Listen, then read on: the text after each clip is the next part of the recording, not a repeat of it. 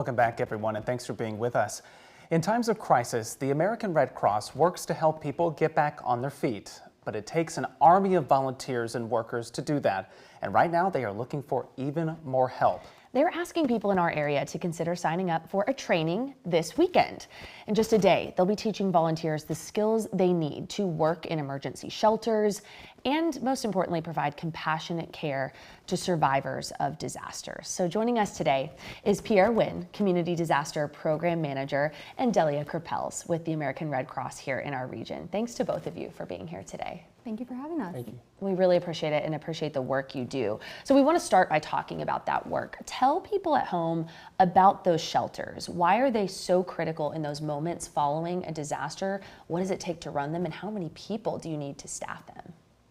Yeah, I mean, thank you for having us here.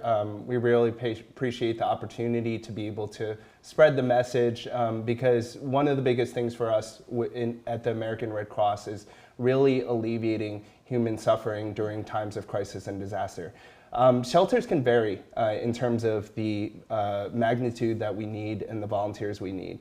But what we've seen in Texas particularly is an increase in the magnitude of disasters and also the frequency. So really the goal of the shelter training is to have a ready reserve force so that in the event of a disaster, whether it's local, like one where we opened up a shelter in Colony Park after that major house fire that displaced about 30 people, or whether it's a major disaster such as Hurricane Harvey or anything like that. So they vary in size, but the really big thing is as many volunteers, as many people as we can train is really helpful in making our community more resilient. Yeah, and there's a way for people to get involved this coming weekend with some of that training. So for anybody who might want to do that and volunteer their time with that, what does that training look like, Delia? Yes, so we are having our training this Saturday at our Austin office off of Manor Road from 9 a.m. to 3 p.m. And what that training is volunteers will just get to know what it's like to run a shelter, what it's like to register people once they go into those shelters, what it's like in the dormitory room. So they'll be learning the basics on how to run the shelter at a moment's notice. You never know when it could be. It could be at 3 a.m., it could be at 3 p.m. when we have to set up the shelter. So volunteers that day will get all of the essential training that they need to be able to do that. And we're just grateful for anybody who has already signed up, and we are looking forward to all of the new volunteers that will be able to help us in the future disasters that come. What's the response been like in recent years looking for volunteers, and really how much help do you need? I know you mentioned as disasters become more and more frequent. Yes, so we're constantly always looking for volunteers. Like Pierre mentioned, these disasters are just happening way too often.